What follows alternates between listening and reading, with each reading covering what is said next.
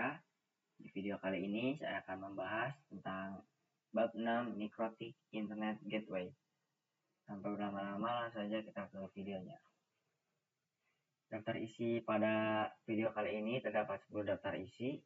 Yang pertama yaitu pengenalan Internet Gateway. Yang kedua tahapan konfigurasi NAT. Yang ketiga konsep konfigurasi WAN. Yang keempat konfigurasi WAN dengan metode DHCP client. Yang kelima konfigurasi WAN dengan metode manual. Yang keenam konfigurasi LAN. Yang ketujuh konfigurasi NAT. Yang kedelapan Natrix. Yang kesembilan perapian konfigurasi. Dan yang terakhir ke-10 yaitu ARP. Langsung saja kita ke materi yang pertama, yaitu pengenalan Internet Gateway. Jadi pengenalan Internet Gateway ini terdapat 3 PC, 1 switch, dan 1 router ataupun 5 PC. Nikrotik yang terhubung ke internet atau ISP, goalsnya router bisa mendapatkan internet yang nantinya akan sharing ke klien, sehingga kumpulan PC klien bisa diakses ke internet. Inilah yang dinamakan konsep Internet Gateway, yaitu menjadikan router kita mendapatkan internet yang kemudian di-sharing kepada klien. Sehingga jika kita rangkum bahwa network environment ini, kita bisa akses internet baik dari sisi networking tools maupun sisi klien. Jadi kalau sisi klien bisa internetan melalui Nikrotik, maka router kita sudah bisa disebut sebagai Internet Gateway. Seperti yang ada pada gambar di samping ini ilustrasinya. Kita lanjut ke tahapan konfigurasi NAT. Tahapan konfigurasi NAT ini atau Network Address Translation meliputi yaitu menentukan antarmuka dalam dan luar, mengkonfigurasi IP address pada setiap perangkat, dan juga melakukan pengujian. NAT ini berfungsi untuk menghubungkan jaringan dengan skema alamat IP yang berbeda, dan juga bisa menjaga privasi, bisa untuk menghemat alamat IP publik, dan juga bisa untuk meningkatkan keamanan dan efisiensi jaringan. Selanjutnya yang pertama ada konfigurasi WAN. Terdapat DHCP client atau ESP yang memberikan DHCP server, IP address, gateway, DNS, dan juga manual. Yang kedua, konfigurasi LAN. Konfigurasi IP address yang mengarah ke klien atau PC, dan juga konfigurasi DHCP server. Dan yang ketiga, konfigurasi NAT, yang terdapat chain, out interface, dan juga action. Selanjutnya kita beralih ke konsep konfigurasi WAN. Konsep konfigurasi WAN atau Wide Area Network adalah peraturan yang menyusun perangkat serta layanan yang digunakan untuk menghubungkan jaringan komputer yang lebih luas, yang dapat mencakup berbagai lokasi geografi. Dalam konteks ini, WAN dapat menghubungkan berbagai jaringan lokal atau LAN yang dipisahkan oleh jarak yang jauh, misalnya antar kota, antar negara, atau antar benua.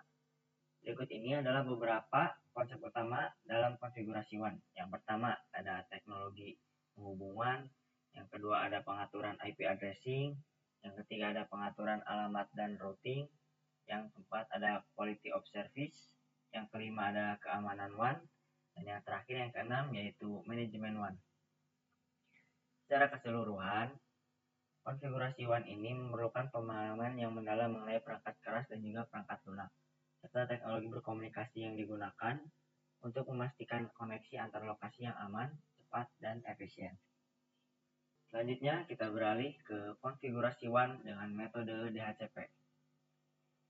Konfigurasi WAN dengan metode DHCP client ini melibatkan pengaturan perangkat seperti router untuk menerima alamat IP secara otomatis dari penyedia layanan jaringan atau ISP.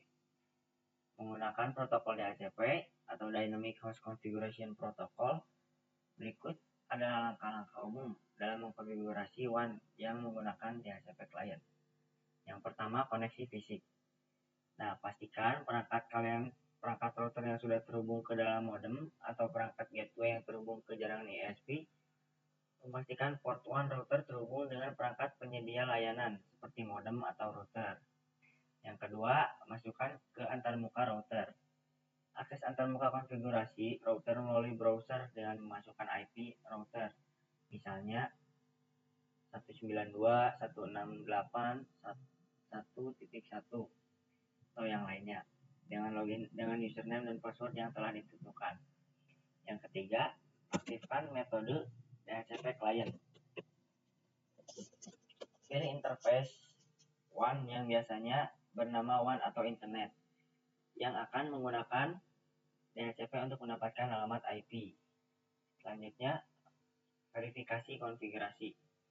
Dan yang kelima, yaitu pengaturan DNS. Biasanya router akan mendapatkan pengaturan DNS, yaitu Domain Name System, secara otomatis bersama dengan alamat IP dari DHCP.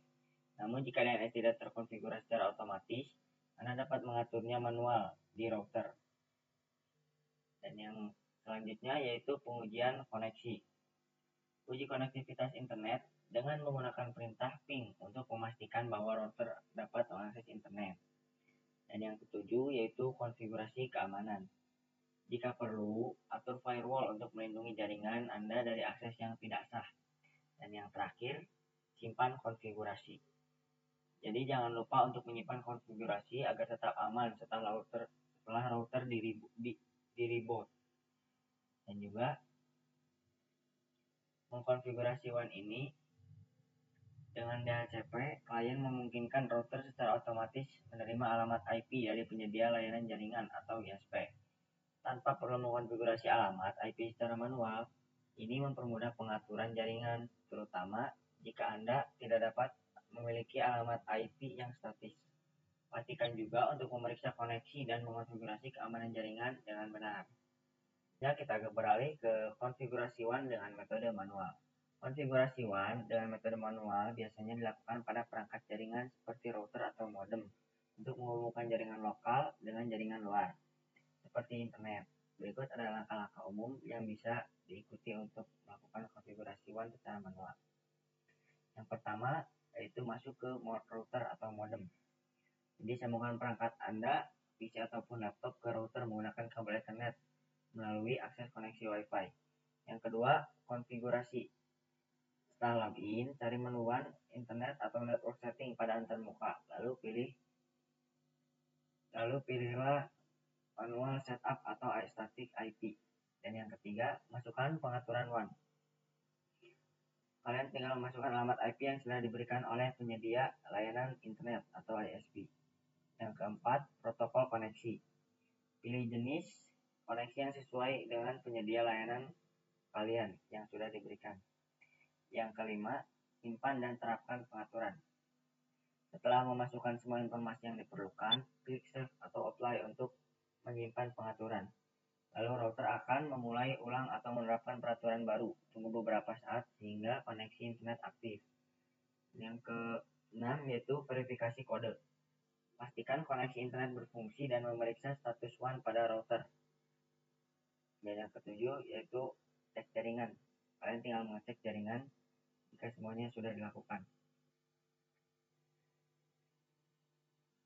Nah, jika langkah-langkah di atas diterapkan dengan benar, seharusnya koneksi WAN akan berhasil.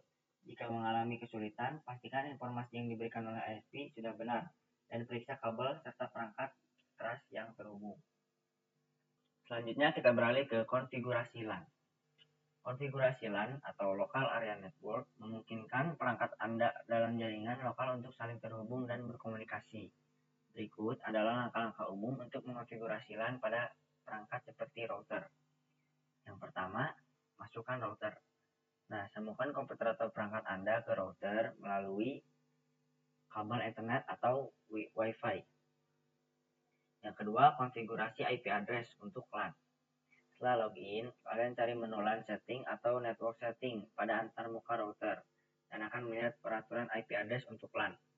Biasanya, router secara default memiliki alamat IP 192.168.1.1 atau 192.168.0.1 untuk jaringan lokal dan bisa berubah jika diperlukan. Yang ketiga yaitu subnet max.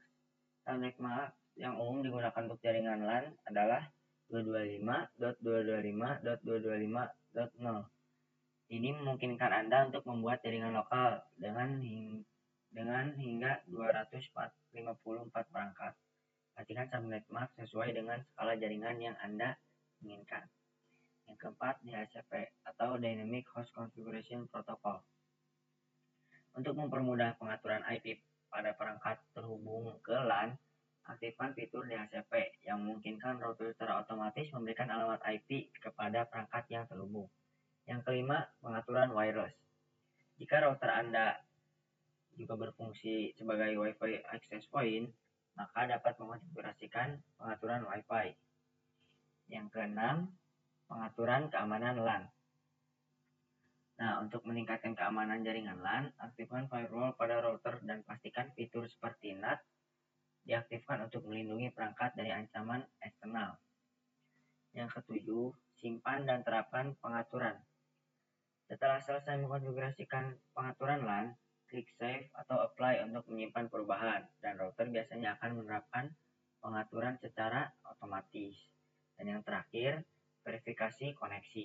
Setelah konfigurasi selesai, coba temukan perangkat lain seperti komputer, laptop, atau ponsel ke jaringan LAN yang melalui kabel atau Wi-Fi. Periksa apakah perangkat tersebut mendapatkan alamat IP yang benar dan saling terhubung dalam jaringan LAN, dan bisa menguji koneksi LAN dengan mengatur ping antar perangkat jaringan. Misalnya ping 192.168.1.100 dari perangkat lain. Nah, jika langkah-langkah yang Anda ikuti ini diikuti dengan benar, jaringan LAN akan Anda seharusnya dapat berjalan dengan baik dan memungkinkan perangkat dalam jaringan lokal untuk saling berkomunikasi dan berbagi sumber daya. Selanjutnya, kita beralih ke konfigurasi NAT. NAT atau Network Address Translation adalah teknik yang digunakan dalam jaringan untuk mengubah alamat IP pada paket data melalui router atau perangkat jaringan lainnya. NAT memungkinkan banyak perangkat dalam jaringan lokal untuk menggunakan satu alamat IP publik ketika mengakses internet. Konfigurasi NAT pada router sangat penting dalam jaringan yang terhubung ke internet. Berikut adalah langkah-langkah untuk mengkonfigurasikan NAT pada router. Yang pertama, kembali lagi masukkan ke router, itu sambungkan perangkat Anda ke router menggunakan kabel internet atau Wi-Fi seperti tadi. Dan juga temukan menu NAT. Setelah login, cari menu NAT atau Network Address Translation di antar muka web router. Menu ini biasanya berada di bawah bagian Advanced Setting atau Firewall atau Network Setting. Yang ketiga, konfigurasi mode NAT. Nah, beberapa jenis NAT yang dikonfigurasikan di router tergantung pada kebutuhan jaringan Anda ya. Dan juga yang keempat, aktifkan NAT. Untuk mengaktifkan NAT, pastikan fitur NAT diaktifkan dalam pengaturan router. Biasanya ada opsi Enable NAT atau Active NAT. Pastikan router Anda juga terhubung dengan alamat IP publik dari ISP pada jaringan interface 1 untuk NAT bekerja dengan baik. Yang kelima yaitu mengkonfigurasikan static NAT. Mengkonfigurasikan static NAT jika ingin memetakan IP lokal tertentu ke IP publik tertentu, misalnya untuk server, Anda bisa mengonfigurasikan static NAT. Ini sering digunakan untuk server web atau aplikasi lain yang memerlukan akses langsung dari luar. Pilih static NAT atau one-to-one mapping, dan yang ditemukan alamat IP publik yang ingin digunakan dan alamat IP lokal yang sesuai. Yang keenam, mengkonfigurasikan port forwarding. Nah, jika Anda ingin menggunakan static NAT atau jika Anda perlu mengizinkan akses ke aplikasi atau server di dalam NAT, misalnya server web, TV atau server game, Anda mungkin perlu mengkonfigurasikan port forwarding. Kalian bisa cari menu port forwarding atau server virtual.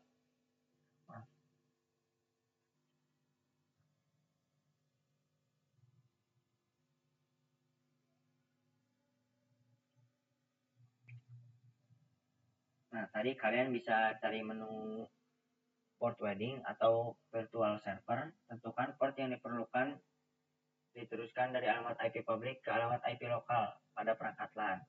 Untuk mengakses server web lokal, Anda perlu membuka port 80 dan 440 yang meneruskan IP-nya ke alamat lokal server. Yang ketujuh ada simpan dan terapkan pengaturan. Jadi setelah selesai mengonfigurasi NAT dan port, klik Save atau Apply untuk menyimpan pengaturan. Dan yang ke-8 yaitu verifikasi kode. Setelah NAT dikonfigurasikan, coba sambungkan perangkat di LAN ke internet dan pastikan mereka dapat mengaksesnya menggunakan satu alamat IP publik. Dan juga yang ke-9 yaitu mengatasi masalah.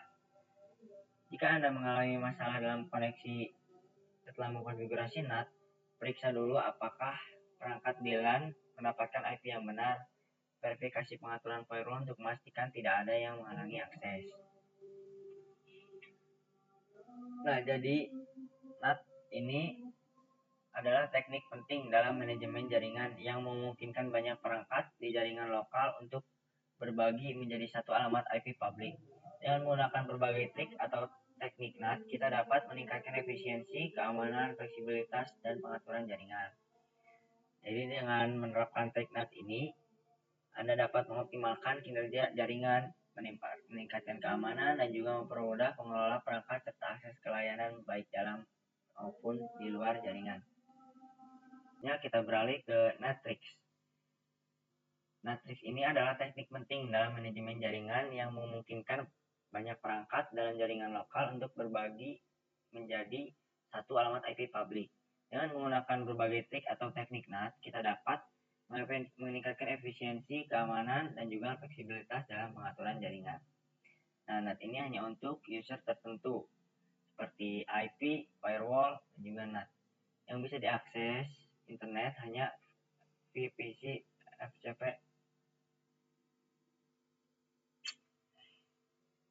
NATRIX. Selanjutnya kita kembali ke NATRIX. NATRIX ini adalah teknik penting dalam manajemen jaringan yang memungkinkan banyak perangkat di lokal jaringan untuk berbagi satu alamat IP publik. Dengan menggunakan berbagai trik atau teknik NAT, kita dapat meningkatkan efisiensi, keamanan, dan juga fleksibilitas dalam pengaturan jaringan. Nah, NAT ini hanya untuk user tertentu ya, seperti IP, firewall, dan juga NAT. Yang bisa diakses internetnya hanya VPC tertentu dan juga bisa dilakukan definisi IP pada src.address.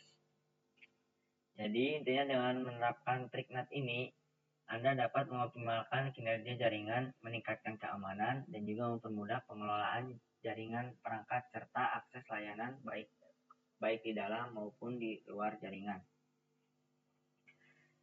Selanjutnya kita beralih ke perapihan konfigurasi.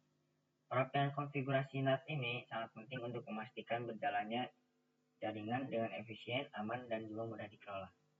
Berikut adalah beberapa langkah merapikan konfigurasi NAT dalam jaringan agar lebih terstruktur, aman, dan juga mudah dipelihara. Yang pertama, penggunaan nama dan deskripsi yang jelas.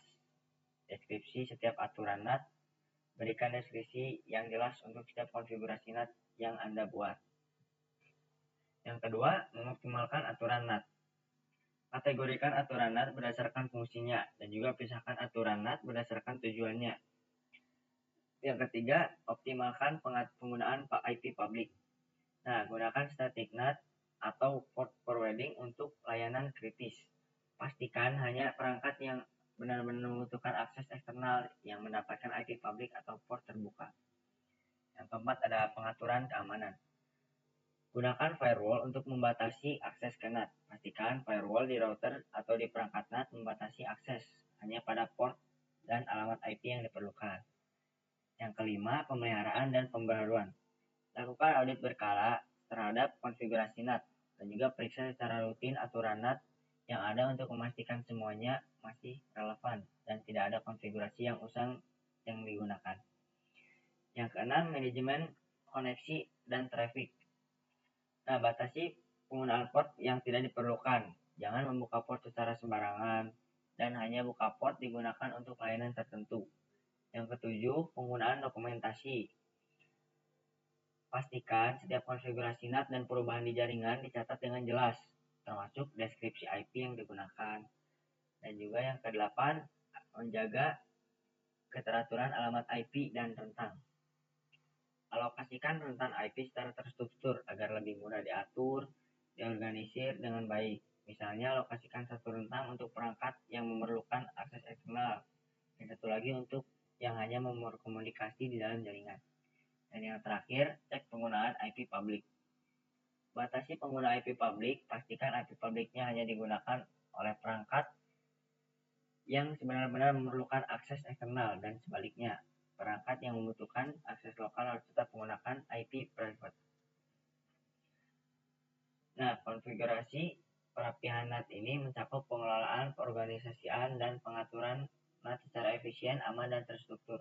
Dengan mengelompokkan aturan NAT berdasarkan fungsinya, menjaga keamanan jaringan, serta selalu memperbarui dokumentasi konfigurasi, Anda dapat memastikan bahwa jaringan Anda tetap berjalan lancar, mudah dipelihara, dan juga aman dari potensi ancaman. Dan juga kita beralih ke konsep ARP. ARP atau Address Resolution Protocol adalah protokol jaringan yang digunakan untuk memetakan alamat IP ke alamat MAC atau Media Access Control dalam jaringan lokal. Nah, ketika sebuah perangkat ingin berkomunikasi dengan perangkat lain dalam jaringan yang sama, ARP digunakan untuk menemukan alamat MAC dari perangkat tujuan berdasarkan alamat IP yang diketahui. ARP kepanjangan dari Resolution Address Protocol yang digunakan untuk mapping IP address atau layer dengan MAC address atau layer 2. Untuk menghubungkan kedua device, informasi ARP keduanya harus saling memiliki, dan ARP bekerja secara dinamik atau otomatis. Juga semua intermesh memancarkan ARP dan juga dapat dikonfigurasikan secara manual atau static ARP. Nah, jadi ARP ini adalah protokol dalam komunikasi jaringan yang penting untuk memetakan alamat ke alamat MAC. Meskipun sangat berguna dalam pengoperasian jaringan, ARP juga rentan terhadap serangan yang memerlukan pemahaman dan langkah-langkah keamanan untuk mencegah potensi ancaman. Nah, sekian saja presentasi yang bisa saya jelaskan dalam video kali ini. Mohon maaf bila ada kesalahan dan juga bila ada salah kata atau penyebutan. Saya mengucapkan mohon maaf sebesar-besarnya. Wabillahi taufiq wal hidayah. Wassalamualaikum warahmatullahi wabarakatuh.